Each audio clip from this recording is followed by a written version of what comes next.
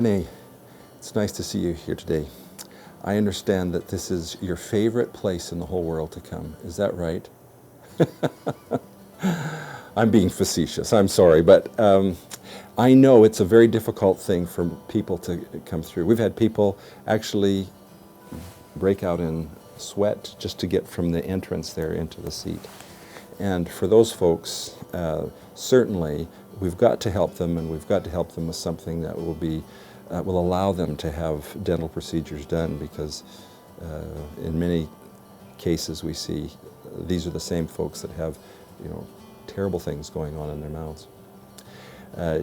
You've said that you've got some problems. You let the girls know at the front that you've got some problems. You're having some pain. You're stopping that with some Advil, I understand, and that you even had to go to the emergency in the last several weeks to have some extra strong painkillers given to you. Is that right? Well,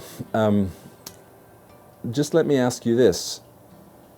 When we do an IV sedation, you do know that it's like going to the hospital, okay?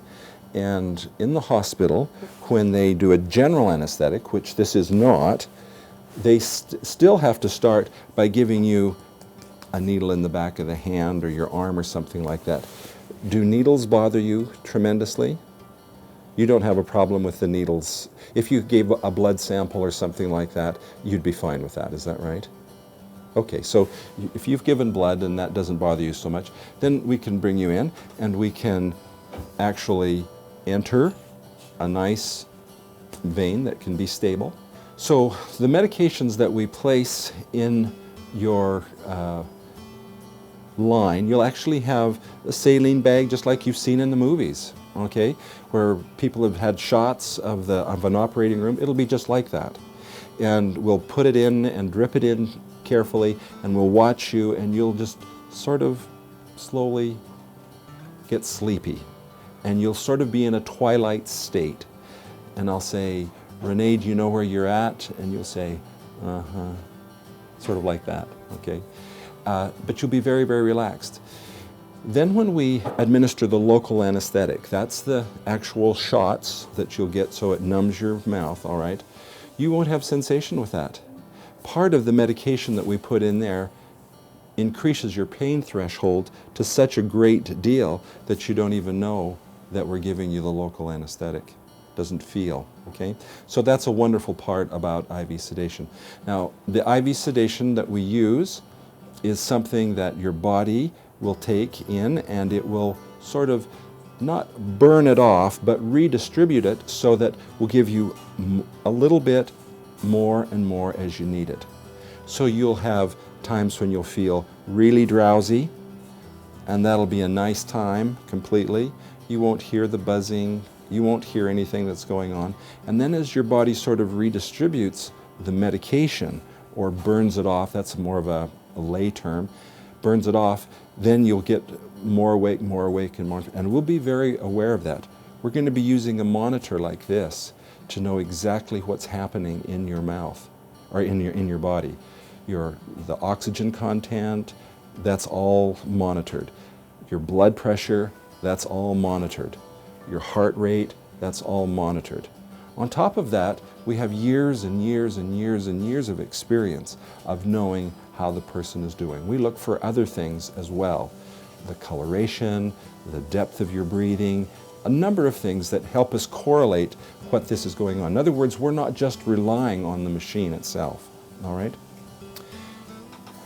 That procedure is called conscious sedation. Some people call it moderate sedation.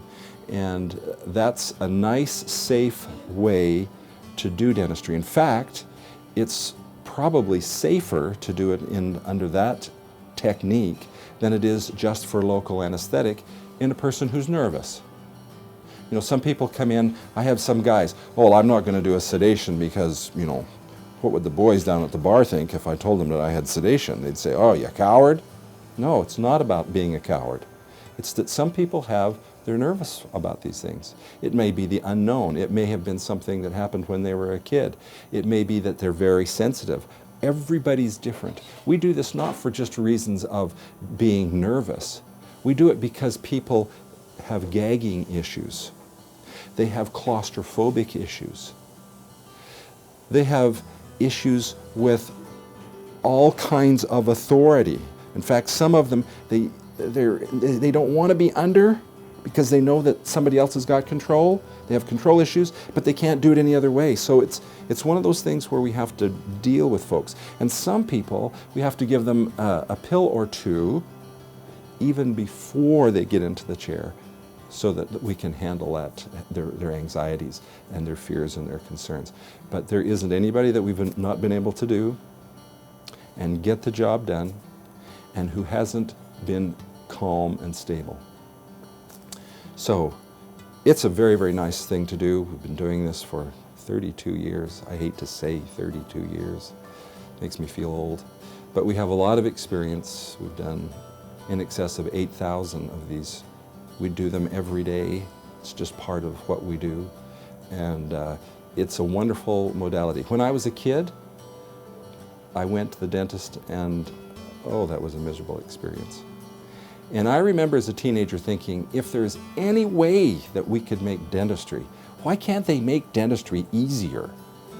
And you know, it was very interesting. That event, I didn't recall when ultimately I had sort of that epiphany to become a dentist, whatever, you know, when you find your direction in life and you really get excited about that. Well, that's what happened to me. I didn't put those two together until I started practicing as a dentist. And I thought, you know, what do we do with these folks? And then I started remembering my own childhood. I remember my own time as a teenager getting 15 fillings at one time. And then on another occasion getting 17 fillings, imagine it. And I just sitting there for hours having the work done. Well, this takes all of that away. And now, even though that I'm not nervous about having needles in my mouth or sitting in the chair for any length of time, when I have things done in my mouth, and I've got root canals, and I've got big fillings, I've got crowns, I have a sedation done for myself. It's so much easier for me. Time goes by, I don't have to think about it. The person that's working on me doesn't have to worry about me. It just is a very, very smooth operation. So I think you'll have a great experience when we get going. Ready to go. All right?